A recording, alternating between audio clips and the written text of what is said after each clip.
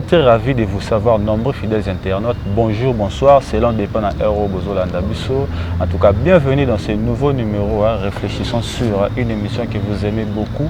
Une émission Oyoto et la Rabino analyse le sujet et bien Oyoto, mais un peu pour débattre avec nos invités pour que tu trouves solution na sujet ton alikambu Oyoto et les bino. Et n'engagez vraiment que ces derniers temps. Sujet a dominé, actualité a dominé dans Makambuya. Coronavirus est frappé vraiment le monde, ils ont dérangé vraiment Batou. Et nous aussi, tellement qu'on est des Congolais, les côtés qui peinent Mboka Nabiso ya Congo, et on s'est dit que non, on ne doit pas rester derrière, on doit aussi le parler, on doit faire de la sorte que pour que la population éviter maladie parce que Bazo Koufa ébélé. Les lots d'ailleurs, on vient d'enregistrer 51 cas. Selon Top Congo, 51 cas déjà au Baza atteint la maladie de coronavirus et puis 3 morts. Et tu as évité tous ceux qui sont wapi, tous ceux qui sont wapi. Et l'émission d'Abisso Yalelo réfléchissons sur, on s'est dit que non, toko lobela plus décision au chef de l'État à Zouaki et puis au gouverneur de la ville Gentini Ngobila à Zouaki pour éviter maladie au coronavirus na bato au no bazio ngote totala ba conséquences nango totala ba point positif nango et puis pourquoi pas ba négativité na yango. Et je suis pas seul dans le plateau, nazana un vieux à mesana vraiment à chaque fois on a besoin na ba conseil na makambo belé.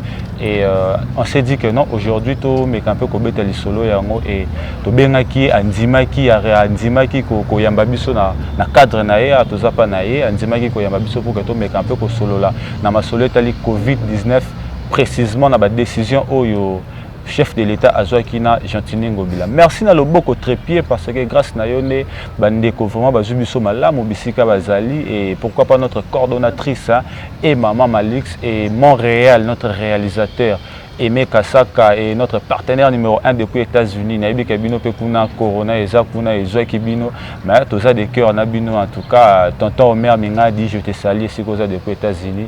Pire petit nanga ya kati ya sola na ve na bien fiston et finde na pesi pe mbote vraiment bisika ozali et voilà ndenge na bisi bino to robeta li solo ya Covid-19 to rotala ba ka oyo to remettre un peu ko déterminer ba ka oyo président de la République ya Tiaki to rotala ba avantage nango et pourquoi pas ba désavantage nango. Et ndenge na bisi bino na yambeli bino lever Antoine Yengi. Voilà, son attendait comme on était maintenant attendait comme on est Antoine Yengi na yende to robeta li solo vraiment il y a ba décision au chef de l'État Azouaki. Atosé, bonjour. Bonjour. Au sogoli maboko avant to banda. Oui. Pour avoir force au la maboko. Obligé. Voilà. Tozo lobela li solo ma tozo lobela ba décision au président Azouaki to rotala vraiment cas par cas na osepela to bandana na ba décision de transport. Je crois président tanga lobaki azala qui clair. Alors que non, même décision on a pris au cas où ils ont respecté à appliquer loi. Et première décision à qui bon parmi les décisions to zango pêle-mêle ndenge kara émission so kendele. Alors qui paye pour na makambo ya transport. Et le président avait dit que non, à limiter qu'il y a un certain nombre moro boye na ba transco, na ba esprit de vie, na ba yas et puis na ba taxi et puis na moto.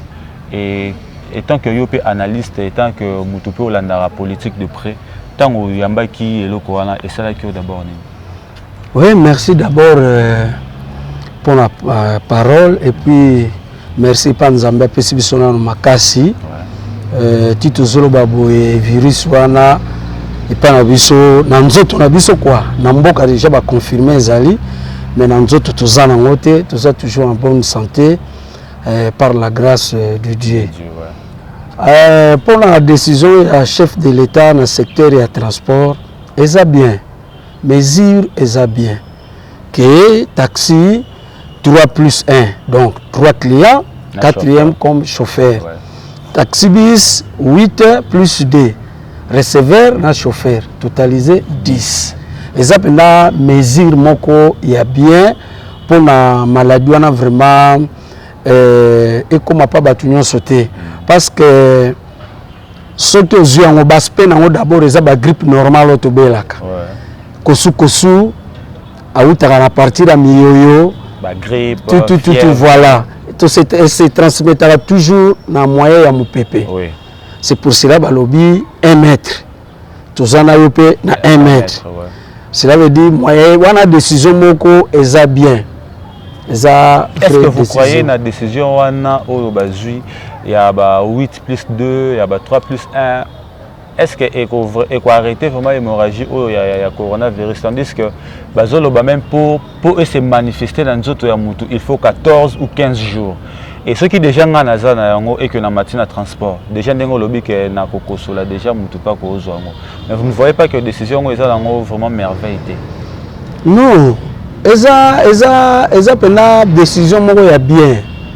Eza décision ya bien. Ce que nous la netinga personnellement nazwa que on a angle ce qui par exemple moi naza na grippe na kati ya ndako.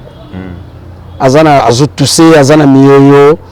Pour éviter kozwa grippe wana na ko s'éloigner kana mwana na yebi ndenge ni nakoba nozana ye so déjà na continue na taxi bis eza nde to fana parce que na taxi bis abi eza oya ba 4 bancs eza moko c'est veut dire on a coin na ye o pe na coin na ye ngai pe na za mpanzi na nga okuna pa za mpanzi na ye et puis ndenge balobi problème ya mupepe au moins mupepe so zoleka na ko bimisa maladie wana virus wana mais na mupepepe o mutu kezo kenango c'est fort possible et le capé parce que ngolo baka ateke soke bimi bo directement ko attaquer bato nyonso eza na maladie mongo te ko attaquer monde entier wana nzamba kufi mais tant que Jésus-Christ a kufa nzamba za vivant a sekwa pona makambo wana en tout cas ekoki ko zwa bato pona ko laksa penza que non Satan azali eza ba biloko za diabolique eza nzamba punir mukilité donc et si je comprends bien donc yoza parmi ba personnes oyo bazo soutenir décision oyo chef de l'état qui na secteur ya transport et que limiter le nombre de gens dans transport sikoyo na bandeko oyo un peu bazo ki ngo na sens contraire bazo tala que non déjà la manière dont malade yango ezo pesa ma pas mutu ezo la contaminer pas mutu limiter le nombre de personnes à transport et ça dans une solution ya malonga te okolo banini pona bandeko baza na avis contraire na yo vraiment na habité ce qui terme ko za la mabe mais baza ba ignorant ba te belé tant ba bandé ko loba il faut que là ta préservatif pour na passer par rapport sexuel et pas moi si éviter peut-être beaucoup de ba te belé ou ba santé tanango bakundama bazwa passe après aye ko regretter tango munganga alobi et puis munganga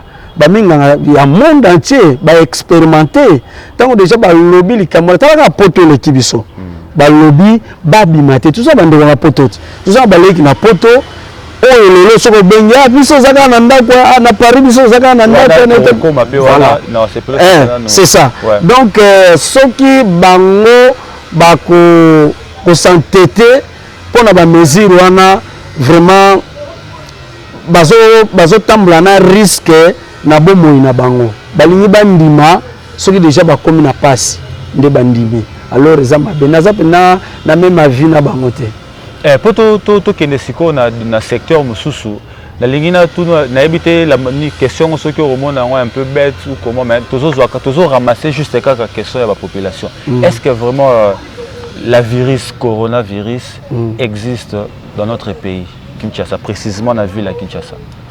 Ils ont existé. Parce que ce qui a existé, est-ce que le ministre de l'économie a dit qu'il a corona? Jamais. Et puis, il y a des politiques. Non. D'abord, d'abord, il y a docteur.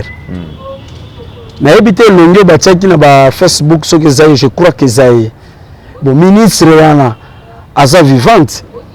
Accepter que même politique qui na batangi na kombo ya mutu akufi na corona ta uta ki pe France de toyoka ki andima ke makambo neza ya lukuta mutu ba koseli makambo na habité virus moko ekoki ko frapper monde entier et puis oyo kutu même to yebi ba Ebola et leki yango même na vitesse ya contamination tout monde même ndenge banda ko traiter Ebola. C'est un Ebola, mais vous voyez, vous traité à mi bombi vraiment pour que Azala atteinte la maladie mais Ebola balongango. Mais comment virus ou la coronavirus est frappé monde au que non les lots toujours des millions de personnes non est-ce que ça virus à liboso na mukili oyo ebomi batu bongo rien varicelle eboma batu nani maladie oyo kitutu eboma batu po varicelle kolokoto eboma batu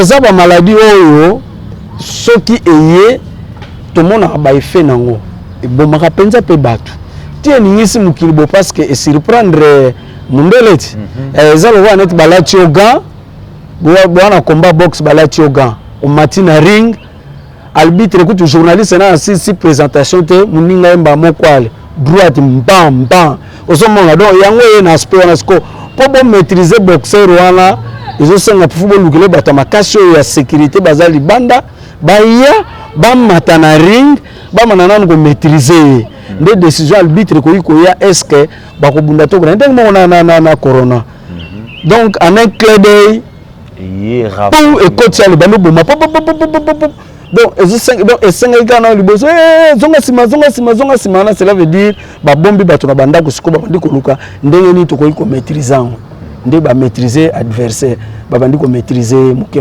voilà tous au deuxième secteur présent le bail qui les sous que ba événement au sangisa déjà 20 personnes il faut quoi arrêter ba église ba fête de mariage ba matanga et leur union sur eux sangisa 20 personnes il faut quoi arrêter toyena nous na contexte ya fête et côté ici ba salle de fête na chômage bon bien sûr oui et ça peut bongo je crois ce qui mon pépé moko ya makasi eye eza na banzete musu ekoyaka eza na banzete musu résistaka ozomona te que secteur ya ba produit ya première nécessité batikali et c'est normal salle de fête ezwa problème. C'est normal. Et qui s'appelle l'économie en Boka, vous ne voyez pas. Et puis, il y a chômage. Non, ça va chômer, je crois peut-être le patron ya ba salwana. Ndele msuso ba mimemi, ndenge biso ba congolais to mimema kana makambo belé, nde ba ko faire souffrir ba travailleurs na bango. Mais so baza ba vrai patron, ba travailleurs na bango ba sentir te qui va fonder un mois na futa wana 50. Ah, l'état lobby boya, ça va salaire na bino ya mois de mars ya ngoyo. Pour total à mois d'avril, ndenge oza. O futi bango baza ba travailleurs na roti. Donc au mois de mars comme na suka oyebi ndenge ko s'arranger na bango. Ozongo oyebi ndenge ni ko sala de façon que au kataba on peut mbongo la brutalité te parce que celle de fait on est continue ma mariage aux années langa ebele. C'est ça. Donc c'est normal les moko yeli batu il faut kaka et ça la bongo. Il faut que ça la bongo. Et côté matanga tu salues l'idée que matanga peut pas ebimi et kembala moko na lilita. Bon, ngai eloko na yebi au Bible lobby toute autorité vient de Dieu. Nzamba travaille dans l'état dans le monde entier. Olanda mibeko ebele l'état aboyaka makambo ebele l'état aboyaka. Yango pe Bible boyaka. Yango bonzambe boyaka. Atoke na Islam. Okuta makambo Bible zo boya na Islam pe mususu baboyaka ngo. Donc bon l'état a représenté nzambe. Parce à part nzambe, nana kozwa décision ko bomo pe likambo ke na wana kimia. Eza ka l'état. So ngana bomio ba okanga. Mais soki l'état lobi ke bobo ma monsieur vini. Nana okanga l'état. Mutute. Eza ko nzambe lobi ale babo ma vini. Babo mio. Donc Nzamba bomio nana okanga Nzambe mutu te donc premier serviteur ya Nzambe na mukili ya eza l'état yenda zo protéger batu nyonso c'est ça tozui ya ndenge présent le baki que na wenze ba produit car ya première nécessité ndé écoté kama et vous ne voyez pas que atako ba biloko ka ndé ya kolia hein première nécessité ça ba biloko ya kolia pour que batu balia ndé écoté kama vous croyez que bateau ba okende ba wenze wana ba kozwa yango te est-ce que il y a une disposition au baté na ba wenze de la sorte que mutu soki aye ba checker to ba sala nini boy avant asala achat na ce qui est c'est que eza nango kaka ba décision moko boye bazolanda kaka bandeko na biso ya mindele ndenge bango bazozwa biso pe tozwa kaka pour que bamonake tozwaki mwa décision. Est-ce que na nsima ya décision eza na baméthode préventive oyo bazosala? Bon, nga eloko nayebi ntango leta lobi classe ezala te bana bavanda ndako te na azozwa siko soin ya bana baparente banani bazokengela bana baparente ntango balobi baproduit première nécessité etikala bato mosusu balongo basombi bakoya pour fo bato balia ematisi même biloko hausse de prix ekomi likolo yango eloko na ngi naloba sikoyo na chaque wenze eza na bachef wenze nyonso eza na ville ya Kinshasa toza administration eza wana bato affaire économique la police aza pembeni bato baza donc moi baservice ezalaka ebele administrateur mpe ya wenze azali ntango balobi bongo administrateur ya wenze mpe azwaka mbongo c'est possible asomba tia baso na babassin na 4 coins ya wenze ke non soko ligokota vraiment sukola maboko na yo okoti otie nani masque na yo ok osombi biloko soki obimi osokoli mpe maboko okei. Mais biso bapadisa ngo toyebi sio keza te parce qu'on a sillonné la ville basali eloko oyo lobi wana te biso to wana maladi na Congo maladi na biso ya Congo ezala nini soki ngai te mnazo gérer place wana na critiquer ngo soki ngam na komi ko gérer place wana na komi ko sala ndenge na lingi na zongi na sima muke balobi to kota 8 na bis il fallait na kene na morgue mais et déranger programme ya transport nyonso nengo kalikilaki mutoye na mutuka na Chibango azobombe zandu ba liteas azobombe zandu 1500 francs 207 ezobombe 1000 francs toye awana makanza na kwa ngiringiri wana na Kimbondo ndeko toyane benga makanyoso bien que Kimbondo zana nga bandali na mularo wana to comme on a chargé réserve sa chauffeur zoba on va tonne na bi mon frère comme mécano ko sala mangambo ya zo bisoté parce que bakangi yo ya kozala te autika na se mais le monsieur m'a mal compris a soigné singa mena kipeke te pona bika za simple chargeur mutuna yeza mingi na gene na bangi donc biso loko zo côté biso cher eza mutuna biso moko eloko moko za facile eloko moko eza bien mais yo moko zwango au compliqué. C'est que l'État a joué qui temps ya ko se prévenir était dans moment où il y a ko ba décision na ye na pesa que exemple ya boxeur a matina ring po babunda arbitre yebi que faut journaliste bana na présentation al muninga ga ndo badenda ga pusana ga ba abando beta tanga bando beta ça sous problème arbitre té il faut sécurité o ezaka na se et mata mais boxeur on a disqualifié ba ko mais après mais ko causer ba dégâts ya makasi donc ba ko banana ko maîtriser et le reste vient après ndenge mo corona ezu ba tapis élevé de baza obligé ya ko bandana ko loba sala na bo sala na après ba ko banda siko ko loba te bo to komito sala bo to ta chef de l'état est clair alobi makambo oyo to kotala ngona mikolo koya soki persister ba mesure mususu ekozwa cela veut dire soki persister te ba mesure pe mususu ezakaka. Voilà toujours na émission na biso. Je rappelle que je reçois pour vous Antoine Yengi na la maison na Robenga Atosé. Je crois na ba parler vraiment mutuna mutazo zo par na ya mais je rappelle que ba makambo oyo azoloba engagé kaka ye eza avis na ye. Yopé ceux qui tu peux contredire Malobanaye, je crois numéro et vous allez afficher là-bas, il y a écran Nabino.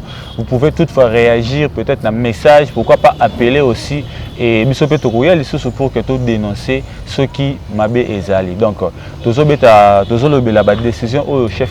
Donc la première partie émission Nabiso tolobeli la décision au chef de l'État à Zouaki concernant makambo o ezala mboka ya Covid-19 et après ça arrêté qui moi quelques décisions et to meki un peu kolobelango ya bana classe boyo kinenge to éclaircir population donc eza ba décision moko ozo sala de la sorte que bato bazala na moi bonne foi ya ko zwa maladie te oyo ya coronavirus. Toye na deuxième partie de l'émission Nabiso, son excellence Gentini Ngobila, gouverneur de la ville, yépé à Bengisaki, journaliste na point de presse pour que pesa mibeko OPAye, je crois annoncer qui yango boyoka qui a l'objet à partir il y a samedi 28 mars hein, à partir de samedi 28 mars 4 jours 4 jours il y a confinement total. Donc il a bien précisé confinement total de Mutarobima à Zate. Confinement total de son excellence gouverneur de la ville à Loba qui ont pris.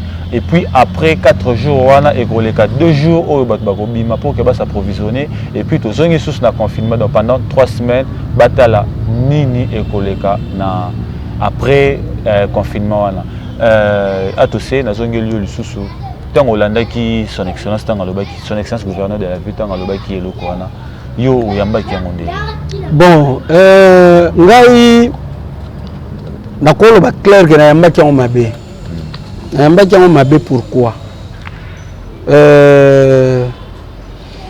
Mutu ba décision bon honnête yaye pour na kozwa décision. Oui, na yebeza pour na ba santé na biso bien sûr.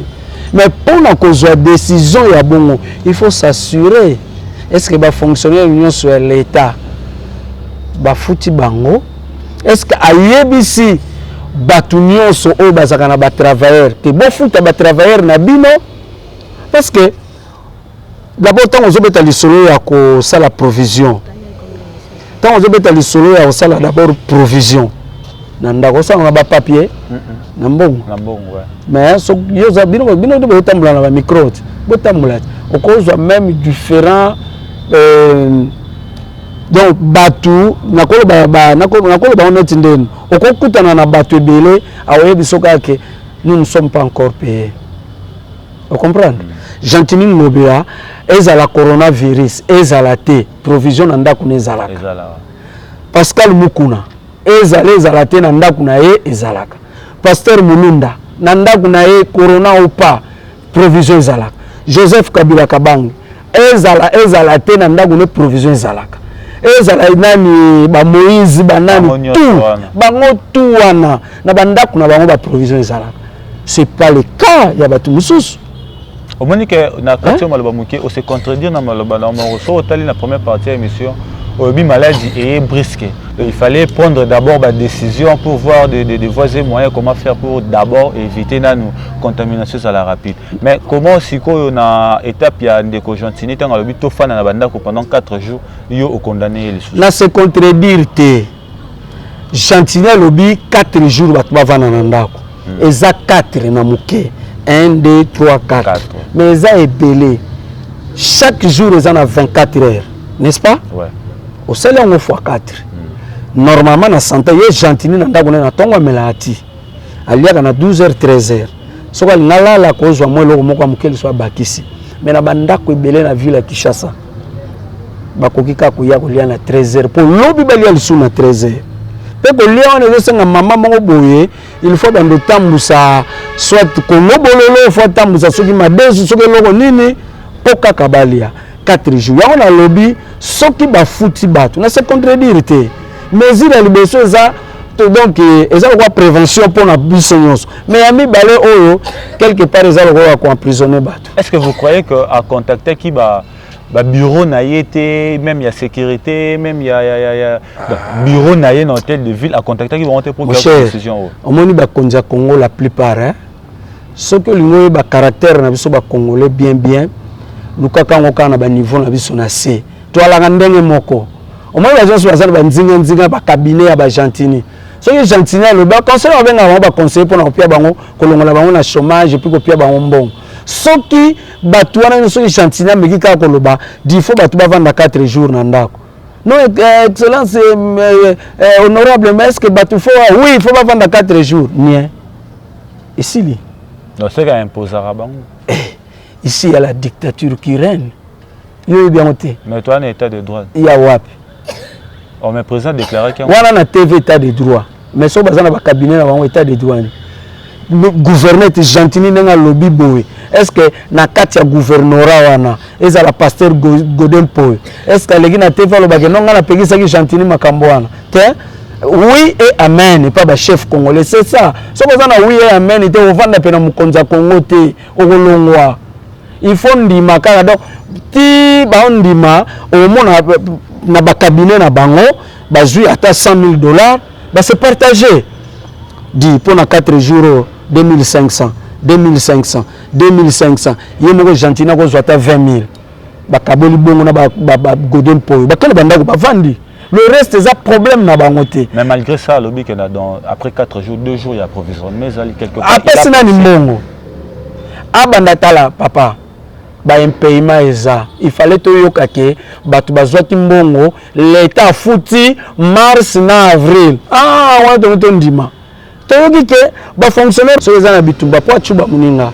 Mais congolais asimba ngambeli po amichuba. Vous comprenez? Yo za munga ngana ye. Par exemple na ke bata selimbao akei na campus. Yo lobi na ye $10, $20. Ndeko na zanga na masina ye pe fa ke na centre ba pona pona bata masina munga ngaya kuna tanga yoki son na bino koto bozo ba 20 akozwa karati siko so ezali mama na bino omonte ko michembele do créer le yo moko pe ko yuko mibome kongo la créer bon kongo bololo 500 francs kongo bololo 1000 francs yo che 1000 francs na pesa kombe fufu lo kwa na teka sa kombe fufu 1000 francs o teki 1000 francs kuno ya pe 1000 francs o gangi a ngape na gangaki a na kongo bololo na yo. Donc congolais atambula na machette et non akata nyoka mais po amikata. Zomona po amikata. Donc ba bongisa ezeloko o batu ba boyi eza gratuit. Il faut que gratuité ya eloko wana ezala partout. Mais maintenant jusqu'à présent ba fouti bango te ko appelle ligne de solution pour que ba zomo eloko ba pesa ka 135 millions wana muyemba oyeba ndene na opesa bango. Ya solo. Apia ba pia muyemba za juste. Voilà ton émission Nabiso vraiment et ceux qui awa je crois bon lundi vraiment à long et à large ma solo na soto tu ko beta ya ba décision oyo l'état a joie qui pour na ko éviter batu bazala atteindre la maladie au coronavirus et to lobeli yango vraiment na ndeko na biso papa na biso analyste ya makasi Antoine Yengi atosé je crois na ba parler vraiment chacun de nous a eu idée nini o il faut ça la main tout ceux qui si awa s'il faut dire un mot je crois to lobby to condamner ou encourager mais quand même méthode de prévention pour que bandeko bazota la po yoza moi na moi niveau likolo yo zo zalaka na bango zo pour que ça la déjà moi côté kuna inutile autant à combo mais bazote ndenge bazote ya bino bandeko o pe bazolanda yo ba petit peuple o bazolanda o nano jusqu'à présent bazui idée comment faire pour se protéger na maladie o moi ba directive bazopesa biso yo pesa ko kabola ngona bandeko o bazolanda biso en quelques secondes pour que tous ces biso na biso.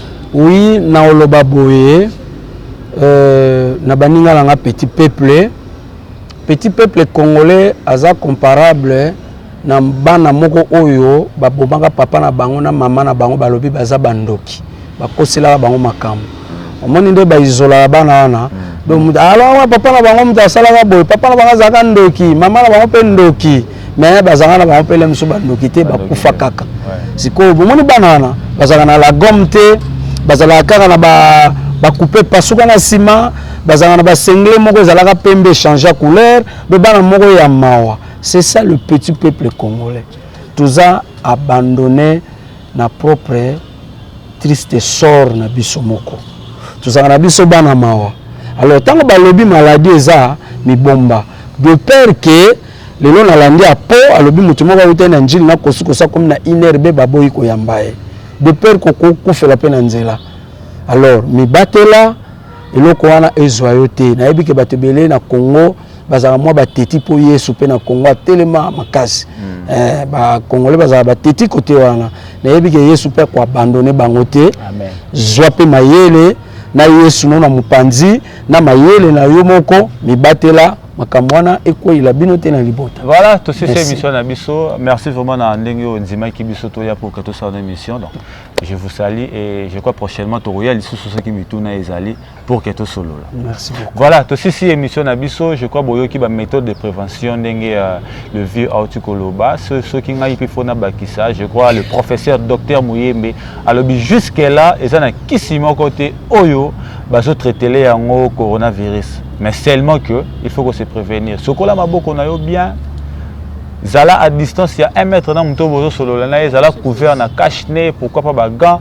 Donc respecter kaka hygiène na yo pour que na autant à comboter pour na ça la publicité, mais moni ba désinfectant oyo tambola na yango tango za o silisi o pakoli yango pour que aider yo et sikozali pour na ozwa bokono wana te ya coronavirus sokola maboko na yo bien yo mo pe mutu sokola bien soko o remarquer moi ba kokosola ba tout sèche o ba médecin bazobenga ngo ba tout sèche ce qui o remarquer yango qui mambango na inerbe ba ko soigner yo mais je crois ba tsepe ba hôpital tout est approprié o ko kiko kende to lobelango mbala ya sima na émission na biso ya point de vue pour que boye ba yango en tout cas merci na bino o besoin ki libaku ya kolanda biso na émission na biso réfléchissons sur en tout cas bo continuer toujours ko s'abonner na chaîne na biso MOM Info News o reçoit intégralité ya ba émission na biso mingi ya ba émission na biso nyonso merci na loboko trépied merci na Mama Lix notre coordonnatrice Aimé Kassaka Montréal, pourquoi pas notre partenaire numéro 1 tonton Mère Mingandi depuis les États-Unis na momi toze la tile lopé sepso kombo atoli ngopia te méthode bois koka bongo merci pe na bino nyonso Jires Yaba Igor Yaba Martelly le docteur Martelly Yaba depuis Mwanda Fiston et Finde ba masananga tout o bomesana Holanda ngai etubele Christian Baluku champion Pichu Sotia mabanga kuna depuis Russie na yebika bateli no ba Lyon na banzela moi bimezate obimandeni bateli au Lyon moi beta ma kofi ezate moi pour bima champion kuna ezate mais zela rapport et aussi la nango kalate en tout cas quant à moi je vous retrouve au prochain numéro bye bye.